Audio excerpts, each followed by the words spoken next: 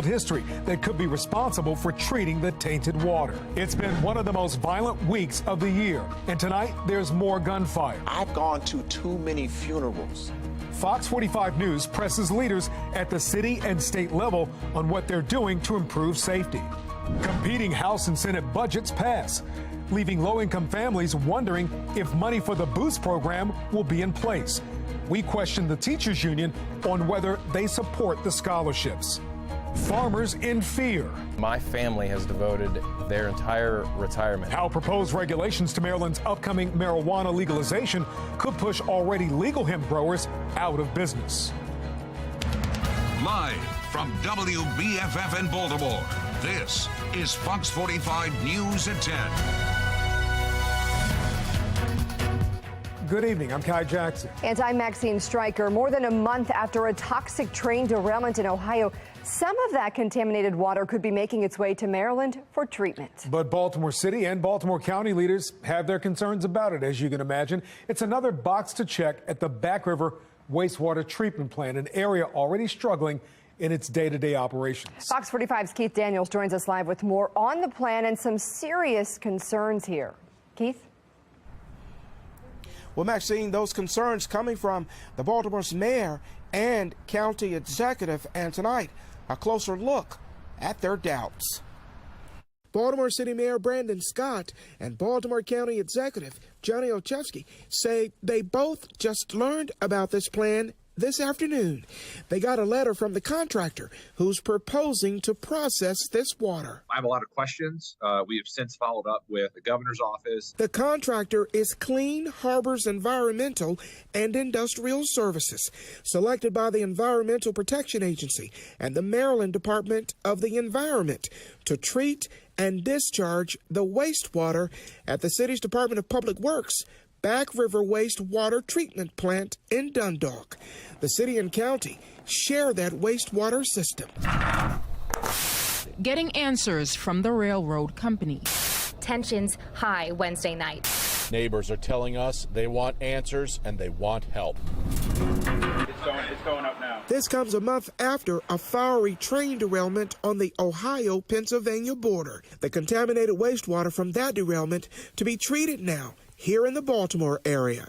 The Baltimore County Executive says he and the mayor have questions and concerns, including how the wastewater will get to Maryland and for the overall operation. We want to make sure, really, this is about what's going into the system. There's a chance to make sure that before we introduce any of this water into our system, that we are clear about what is happening, having questions answered, ensuring appropriate testing is in place. The Back River plant has recently faced troubles. Just last year, the plant was taken over by the state after objects that looked like feces were found floating in the water near the plant. A report from workers at the Maryland Environmental Service revealed that there were failures at, quote, nearly every level of the city-owned plant. Problems including murky discharge from hydrants and broken electrical boxes. Still, leaders from the city and county believe Back River can handle this latest load, despite past issues. To be clear, we're talking about two different issues, though. The issues that were raised in letters and other actions were around the treatment of the sewage that was going through our wastewater treatment system. This is, regardless of the issues at play, I think we all can say we have some pause about accepting contaminated water from the derailment. Well, there's no word on when that wastewater could arrive. Meanwhile, according to a joint statement from the county and mayor's office, they are seeking a legal opinion from the Attorney General's office regarding the city's requirement to accept that plan. We're live tonight. Keith Daniels, Fox 45 News. Keith, thank you. And as he mentioned, some of the issues at the Back River plant, the building itself still under repair after a gas fire led to an explosion 9 days ago. DPW officials say no waste disposal operations were impacted then. But DPW is reporting progress and it's planned to cut back on forever chemicals or PFAS in the city's water supply. Levels are now below an EPA threshold for concern at all 3 water treatment plants in Baltimore. You can see our reporting on these chemicals and prior issues at Back River on FOX45.com. A tragic day in Baltimore City. A 19-year-old is killed tonight in East Baltimore. Hours earlier, there was a double shooting that claimed the life of a 26-year-old in North Baltimore. On Thursday alone, 11 people were shot and killed. 1 died in the city, but city leaders remain positive despite this outburst of violence. Fox 45's Rebecca Pryor looks into how their message doesn't always line up with how people feel about safety. Yeah, overall this year, shootings and homicides have both dropped compared to last year, but some experts argue that a closer look at those numbers show it's still too soon to celebrate. For Baltimore police, it was another day of chasing down bullets sprayed all across the city. I have 2 more number 1 males that have been shot. Thursday, gunfire striking the north, south, west, and central districts. In total, 11 people shot, 1 of them killed on one of Baltimore's most violent days to date. But according to city leaders, the bloodshed is slowing. Mayor Brandon Scott taking to Twitter last week, boasting his comprehensive approach to public safety is bringing down homicides this year. A sentiment echoed by Governor Wes Moore during a recent CNN interview. When I think about the state of Maryland, we know that our impact and the work that we're doing right now, both with the federal government and local government, to reduce violence in the state of Maryland, that it is working, and we plan on continuing to double down on that investment.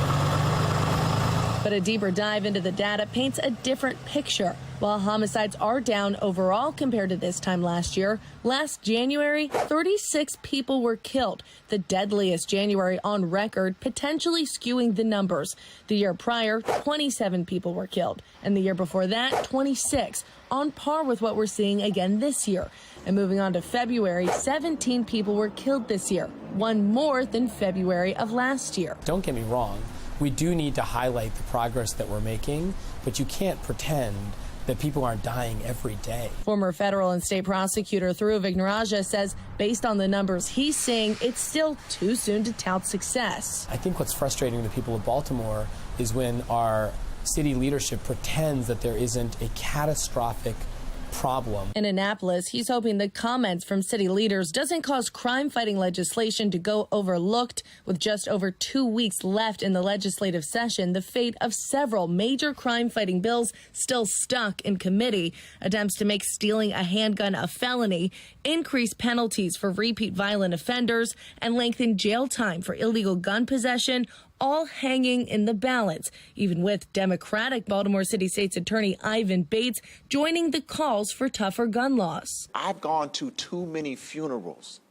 I've gone to too many and watched too many people and young boys and young men and young kids and young ladies who look like me and you that are dying and losing their life. Time is now ticking for lawmakers to pass change as lives continue to be lost in Baltimore City. There's still blood being spilled on the streets, and I would urge them to spend more time in the communities and less time cloistered in City Hall celebrating their modest successes. Time will also tell if Baltimore City will see more than 300 homicides this year, a grim milestone that has gripped this city for the past 8 straight years. In Baltimore City, Rebecca Pryor, Fox 45 News. A measure aiming to cut funding for the Boost program, clearing another hurdle in Annapolis. The House is approving deep cuts to the scholarship program for low-income families, but the Senate voted to maintain funding. Fox 45's Jeff Abel joins us live with the latest turn of events in this story tonight. Jeff? You know, at issue here is whether low-income students should receive public dollars to pay for a private education. It's become a real tug-of-war in Annapolis, one where students are caught in the middle and their fates are hanging in the balance. Mighty Maryland students. Mighty Maryland students. In Annapolis, hundreds of students turned up the volume to help support our school. in in a fight to save their educational future. Many of them rely on public scholarships to pay for their private education. It's very important and special to people that is less fortunate and that need more and more education. But the governor's proposal to slash $2 million from the Boost Scholarship Program has put students in the political crosshairs and politicians in a real tug-of-war. It's really outrageous. We shouldn't be leaving these kids behind and their families behind. That public dollars should not be going to private schools. Public dollars are going towards ensuring that we're building a world-class public school system. The governor eventually wants to phase out the program, providing scholarships to low-income families seeking private education. And it appears to have the support of Maryland's teachers union, which contributed to the governor's campaign. I think that in many ways he's returning a favor to the unions for their endorsement. Decisions that I make are my decisions, and no one is behind those decisions. House members have approved the cuts, but the Senate just approved a measure which would fully fund the program. As both sides attempt to hammer out their differences, we emailed the governor asking if he had changed his position on the Boost Scholarship Program. We also emailed the Maryland State Education Association asking union leaders if they support the program, and if so, should the Boost program be expanded. So far, we've received no replies, but for the hundreds of students who now benefit from Boost, their fates are hanging in the balance. And when we have so many low-income families who are struggling, why should they be limited in their options? I'm so blessed and glad that I have a Boost scholarship. Without that, I don't know where I would be, what school I would be at right now. Some 3,200 students currently benefit from Boost. The governor would like to phase out the entire program as soon as those graduates graduate. We are live tonight. Jeff Abel, Fox 45 News. Jeff, thank you. Governor Wes Morris told Fox 45 that he opposed funding for Boost in an effort to keep tax dollars for public entities. However, Maryland and the federal government provide funding opportunities to private organizations. In some cases, they're encouraged to apply for grants through state sites like this. Now, one group is B360, which just received a big federal jumpstart. We'll show you how that money will be used at 10:30 to provide a space for young dirt bike and ATV riders. Governor Wes Moore himself attended a prestigious private school in New York before going to a military academy in Pennsylvania for high school. Community activist PM Smith told Fox 45 News the governor shouldn't be taking away the opportunities he's had from other children. The money is critical and essential to elevate inner city kids locked into poor performing schools, giving them an opportunity for a different environment and greater opportunity. It makes no sense to me for a young man who knows the value of education and has benefited from it. It makes no sense to me that he would cut money from such a program. That tells me he's more of a politician than a committed man to the future of children. That brings us to our question of the day. Should the Boost program for low-income families be fully funded? So far, 88% of people who voted say yes. You can make your voice heard right now at foxbaltimore.com/vote. Fox 45 News is helping you make your voice heard. Scan the QR code on your screen. That will take you to our website, where we've put together a list of email addresses and phone numbers for your state senators and delegates, including Senate President Bill Ferguson and House Speaker Adrian Jones. It has been another rainy Friday, and we're still seeing rain across many areas of the state. Now, here around Baltimore, we're mostly dry, but notice south, we've got a line of rain that's moving across the state and along the eastern shore as well. So around Denton and Easton, seeing some moderate to heavy rain there. This will continue overnight and then into tomorrow. I'll break down the timing of the rain coming up in my Weather Authority forecast. Back. Still ahead on Fox 45 News at 10 o'clock. Hemp is already legal in Maryland, and those who grow it say they could be forced out of business if the marijuana legalization bill is passed. An explosive tanker crash on 795 in Baltimore County. We'll show you the moment it happened and update you on the driver's condition. Also at 10 o'clock tonight at 10:30, Fox 45 News puts a face to this week's violence. A boxer getting ready for his next bout is caught in a hail of gunfire. Tonight, his loved ones open up about their loss.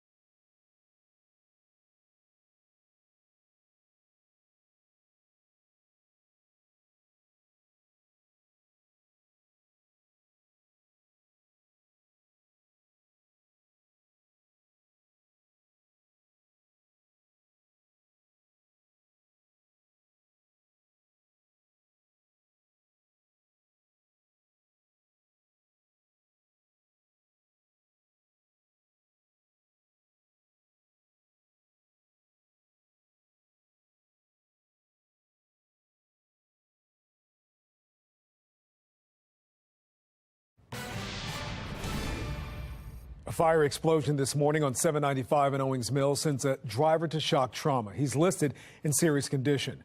Take a look at this video to capture the moment that tanker truck went up in flames. Road closures lasted for hours as crews worked to clean up the wreckage of the 8,500-gallon truck. Plumes of smoke could be seen as far away as Baltimore. Special fire crews from BWI Thurgood Marshall Airport helped put out that fire. I'd like to say thank you to our crews, and I'm very thankful. We in the fire department are always thankful that when we have an accident like this, that there's limited injury, and in this case, hopefully the driver will survive, and no other person got injured and or killed, thankfully. Well, hazmat teams and the Maryland Department of Environment worked to contain the leaks. MDE says the leaks did not have an environmental impact.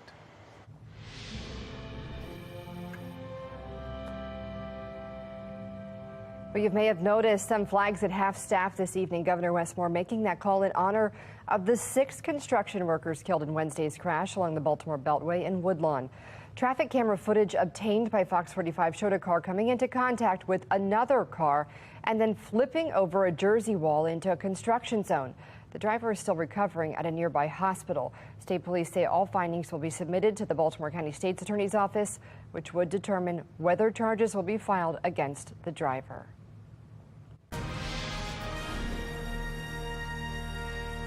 Hemp farmers in Maryland say the legal marijuana plan in the General Assembly could put them out of business. Fox 45's Mackenzie Frost is taking their concerns to lawmakers. These hemp farmers and business owners say they are still concerned about the language written in the current legislation that they say would force them out of business. When we took those concerns to lawmakers, they tell me the language was written on purpose. Hemp farmer Levi Sellers has a lot riding on the buds he's growing. My family has devoted their entire retirement. And the hemp he grows turns into various products like Delta 8 and other CBD creams, tinctures, ointments, and others. These products use a different type of THC than what's found in marijuana. There is a big demand for lower potency products that are currently being offered by the hemp industry. Those products can be found in places like Embrace CBD, owned by Nicholas Patrick, who got involved in the hemp world after it was legalized by the 2018 federal farm bill, allowing the budding industry to flourish. But with a proposed THC cap included in the bill language moving through Annapolis, part of the legal weed framework being set up, Sellers and Patrick say their future could dry up. We will be forced to close our doors and move out of state. We will have no products left to sell, and all of us will have to shutter our doors. These two say they've been pushing for parameters to be put in place in the largely unregulated hemp industry. That hasn't happened until now, after Maryland voters approved the legal recreational marijuana plan. It's this loophole that exists because of federal exemption. Senate President Bill Ferguson says the hemp industry grew because of loopholes in the law, and it's unlikely the language concerning to Sellers and Patrick will get removed. The default is probably less sympathetic to ongoing operations because this was never intended to be an ongoing legal product. Senator Arthur Ellis, chair of the Finance Committee, says there will be an opportunity for hemp industry players to apply for licenses through the recreational system. We will make sure that there's an off-ramp for all of them. But Patrick says because of the lottery system set up and other requirements, it's unlikely they will get a license in time to keep their doors open. They're cutting us out of our industry. Ferguson also argues the Delta 8 products aren't regulated in a way that can protect public safety. I don't think it was ever anticipated as a product for sale at a retail establishment. But Patrick and Sellers say let it be regulated, require stringent testing to weed out bad actors in the industry, but don't do it in such a way that prevents their products from ever being sold. We're being punished for the actions of bad actors that only entered the marketplace because of the government's inaction. The regulation would look like packaging, labeling, testing requirements for the products, also identifiers or distinguishing marks on packaging. They're taking the industry that we created, handing it to the existing cannabis establishment, and then locking the door behind them. All we're asking for is a seat at the table under this regulation. These 4 lawmakers, Senators Brian Feldman and Antonio Hayes, along with delegates C.T. Wilson and Vanessa Atterbury, are sponsors of the cannabis reform bills in both chambers. Fox 45 News sent them all a few questions asking about the hemp language, including, did you speak with anyone in the hemp industry about the proposed THC cap. Do you believe there will be an amendment to eliminate the THC cap in the current language?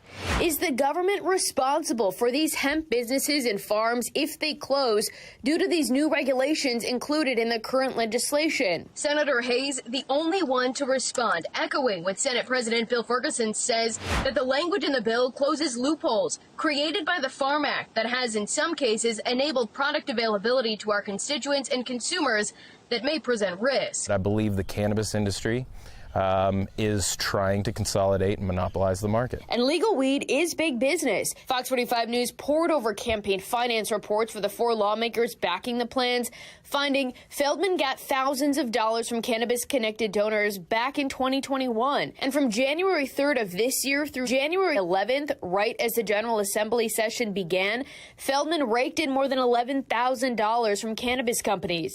The 3 others got fewer donations from marijuana companies, but all got some right as this year's session started. Sellers and Patrick say they were hopeful when Governor Wes Moore campaigned on leaving no one behind, but now say they feel like they will be left in the dust when cannabis kicks off. We have some hopes that the current administration would be willing to go that route, which would effectively save the hemp industry. It has not happened so far, and again, I think we're running out of time. We sent questions to Governor Wes Moore's office asking if there would be the opportunity for state assistance for these businesses if they're forced to close given this proposed regulation.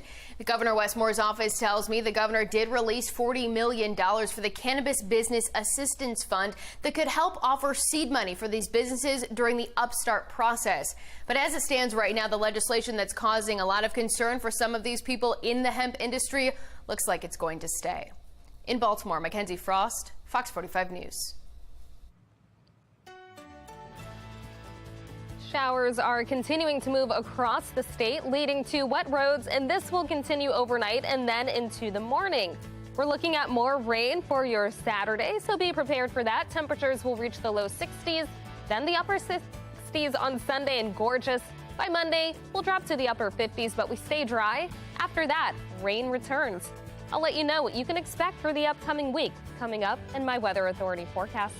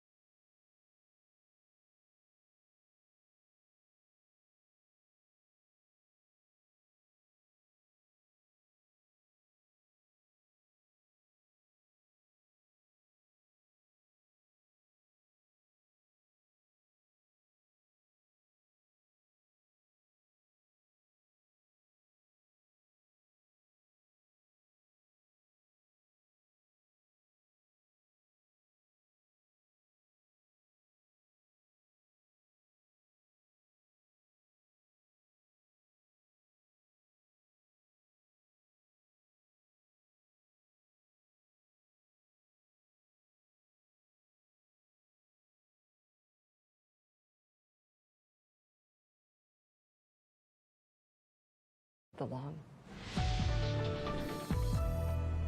Well, the countdown is on as the Be More Healthy Expo is less than 12 hours away. There will be a variety of healthy activities like classes about life-saving techniques. Be More Lifestyle host Mark Clark got a CPR crash course this morning. Take a look.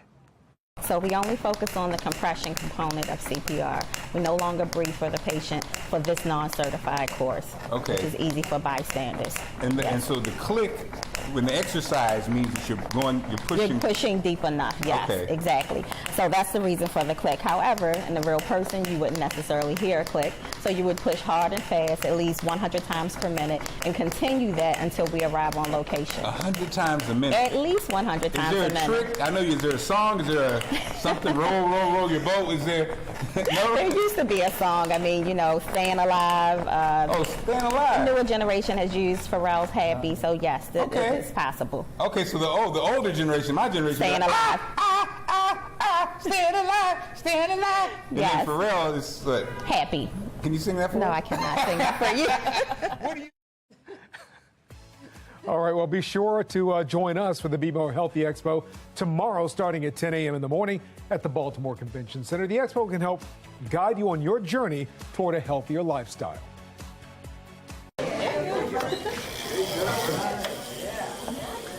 Coming up at 10:30, helping a struggling community. The major investment that has Baltimore's dirt bikers revving their engines.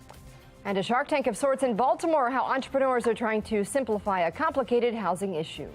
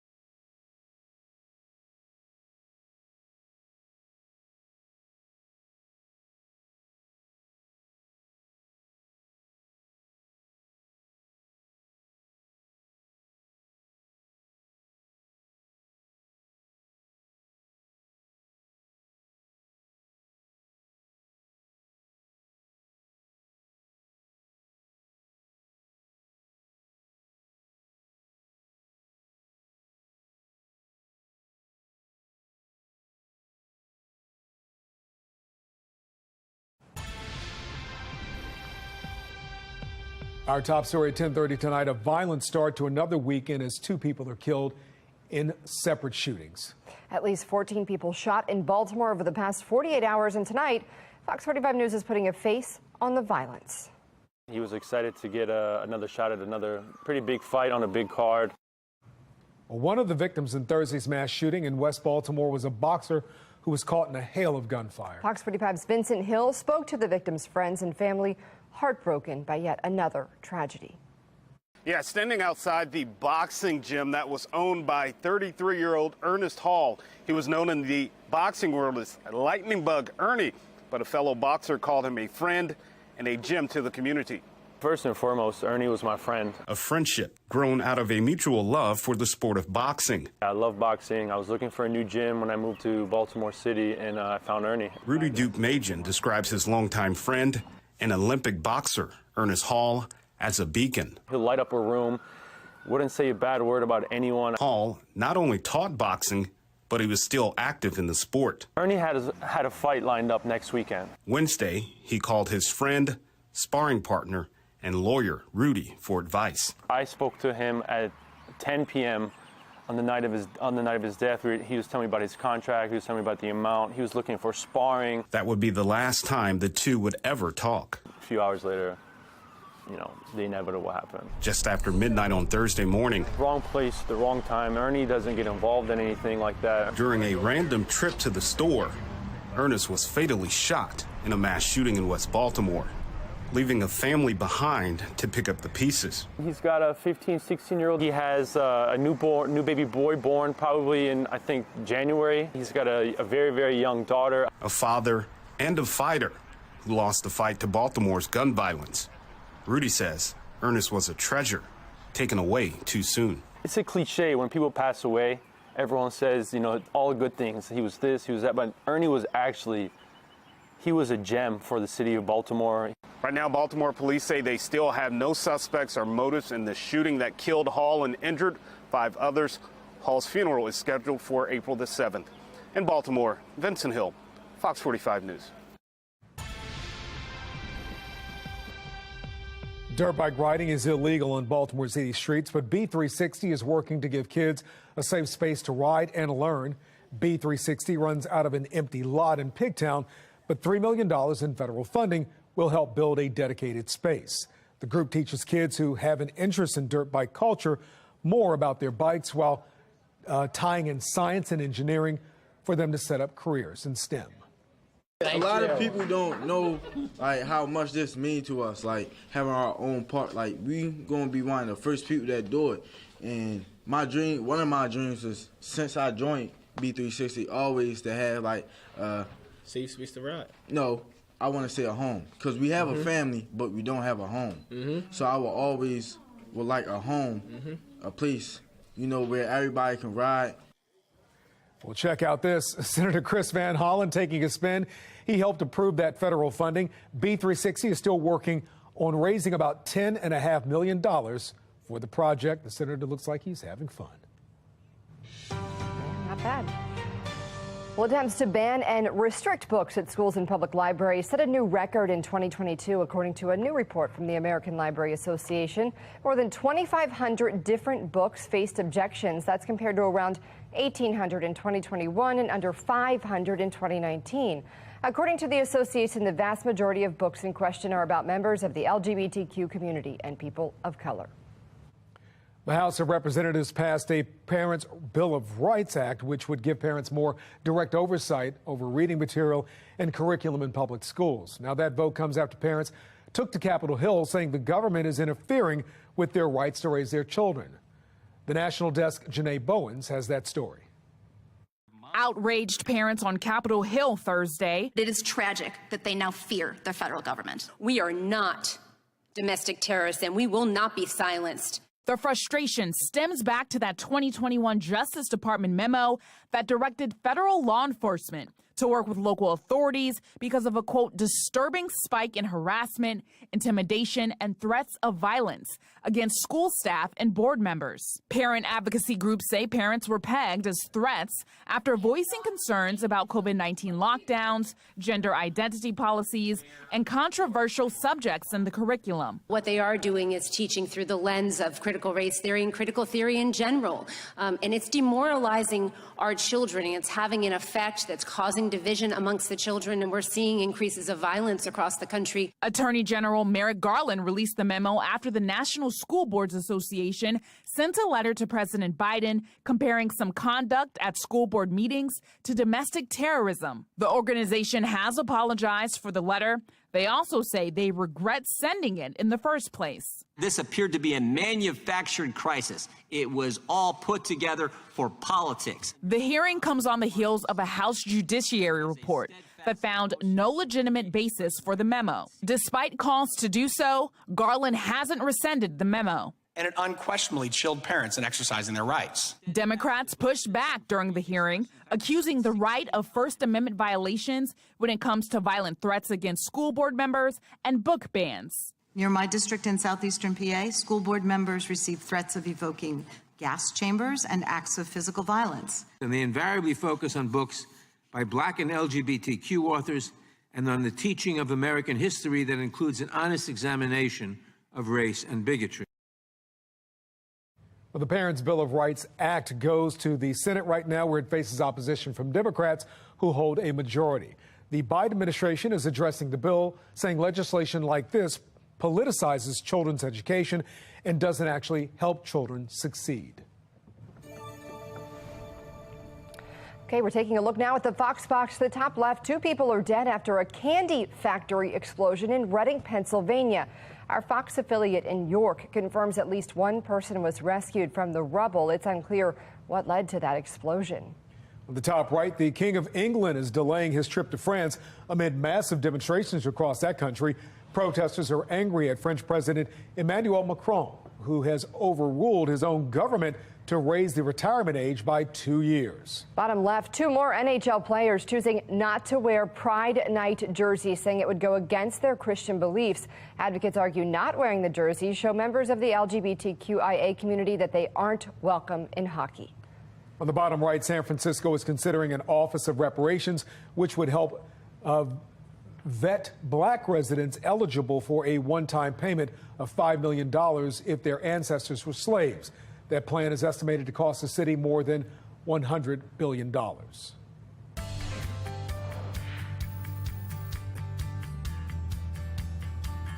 many people are fighting to improve housing in Baltimore City, but it's going to take innovative ideas to truly change that landscape. In tonight's Maryland Moment, photojournalist Drew Fox and I introduce you to 2 women pitching their ideas at a local Shark Tank. Housing in Baltimore has always been complicated. There is so much housing issues here in Baltimore. From historic redlining. We'd love to see new lines drawn. To a crisis of abandoned homes. Areas like West Baltimore are still being impacted, 16,000 vacant lots. It's a generational problem that's yet to be solved. Luckily, there are plenty pushing for change. There are so many people in Baltimore with great ideas, and they just need a platform to be heard. That platform right here at Loyola University. A real estate love fest for building community. The Shark Tank of sorts was organized by women in real estate for women of color to pitch their unique ideas.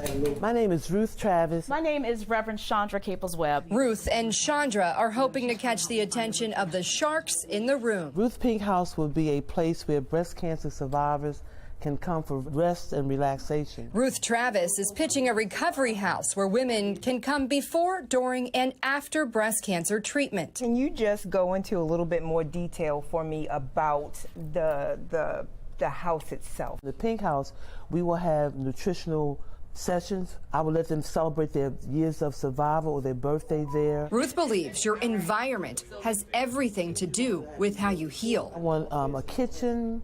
I want a movie theater, life lessons that we talk about. 7 minutes is up, Miss Ruth. Thank you very much. Good job. Reverend Chandra Caples-Webb was up next. And I started giving food away out of the trunk of my car every time I got a load of food. Her idea aimed at helping feed and clothe those in Baltimore, some without a place to call home. What I need from you, I need a truck. My little car, which I call the DM, the donation mobile, is constantly full, and I'm running things between Baltimore City and Baltimore County. The Sharks, all leaders in their field, were impressed with both plans. So we want to thank both of you for pitching. But ultimately, there could only be one winner. So, It's the pink house with the pink outfit and the pink nails and the pink shoes, and it's Ruth's pink house, now one step closer to becoming reality. Now I feel like the vision is kind of coming into fruition, and I'm just excited. Ruth will now have assistance with her business plan and financial advisement moving forward. Tonight I can go home with a little more hope that this can become a reality. She knows her idea has the potential to change the landscape of Baltimore for many women navigating a difficult time. Because so many people need help and they don't know where to go to find it. And the room recognized that too.